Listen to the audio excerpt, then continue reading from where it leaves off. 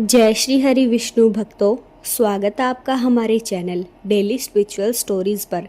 प्यारे भक्तों, आज हम सुनने जा रहे हैं जेठ मास पूर्णिमा की व्रत कथा, जिसे वट पूर्णिमा भी कहा जाता है। ज्येष्ठ पूर्णिमा का हिंदू धर्म में विशेष महत्व माना जाता है। इस दिन व्रत, पूजा और दान करने से शुभ फल प्राप्त होने की मान्यता है। साल 2026 में अधिक मास पड़ने के कारण वट सावित्री पूर्णिमा व्रत 29 जून 2026 को रखा जा रहा है। इसी दिन वट पूर्णिमा, जेठ पूर्णिमा भी मनाई जा रही है। धार्मिक मान्यताओं के अनुसार इस दिन पतिव्रता सावित्री ने अपने पति सत्यवान के प्राण यमराज से वापस प्राप्त किए थे। इस कारण इस दिन बरगद के पेड़ की पूजा करने और व्रत रखने की विशेष परंपरा है। ज्येष्ठ पूर्णिमा के दिन महिलाएं अपने पति की लंबी आयु, परिवार की सुख समृद्धि और अखंड सौभाग्य की कामना करते हुए यह व्रत रखती है और इस व्रत कथा को सुनती हैं। इस दिन भगवान विष्णु, माता लक्ष्मी और बरगद के वृक्ष की पूजा का विशेष महत्व बताया गया है।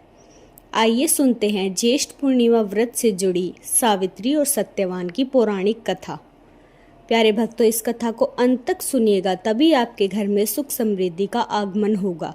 और अगर आप भी भगवान विष्णु जी के भक्त हैं तो कमेंट में लिख दीजिए जय श्री हरि विष्णु। पौराणिक कथा के अनुसार प्राचीन समय में राजा अश्वपति नाम के एक राजा थे। उनकी कोई संतान नहीं थी। संतान प्राप्ति के लिए उन्होंने कई वर्षों तक तपस्या की। उनकी तपस्या से प्रसन्न होकर देवी सावित्री ने उन्हें पुत्री प्राप्ति का वरदान दिया। इसके बाद राजा अश्वपति के घर एक सुंदर कन्या का जन्म हुआ, जिसका नाम देवी के नाम के ऊपर रखा गया, यानी कि सावित्री रखा गया।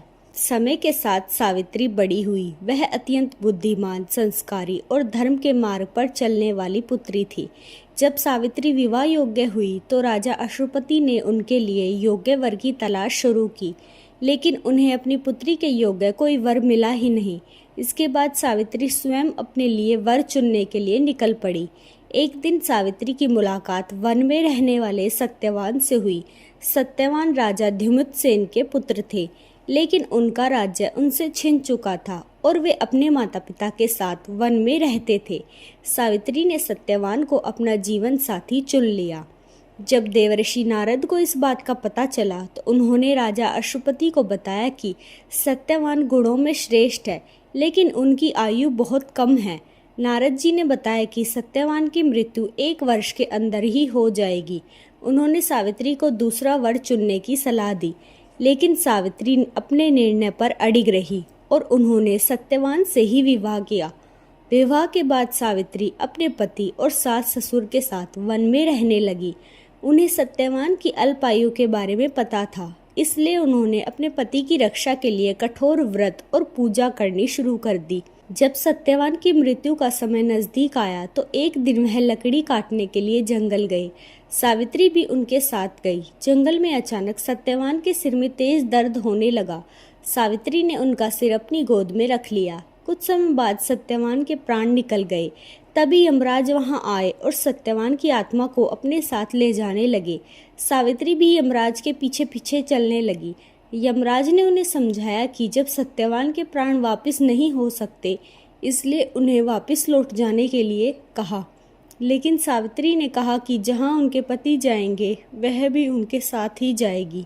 सावित्री के पतिव्रता धर्म और भक्ति से प्रसन्न होकर यमराज ने उन्हें 3 वरदान मांगने को कहा। सावित्री ने पहले वरदान में अपने सास ससुर की आंखों की रोशनी वापस मांगी, दूसरे वरदान में अपने ससुर का खोया हुआ राज्य वापस मांगा और तीसरे वरदान में उन्होंने सत्यवान से 100 पुत्रों की माता बनने का आशीर्वाद मांग लिया। यमराज ने सावित्री को तीनों वरदान दे दिए, लेकिन उन्हें यह समझ आया कि सत्यवान के बिना सावित्री का पुत्रवती होना संभव नहीं है, इसलिए उन्हें सत्यवान के प्राण वापस लौटाने पड़े।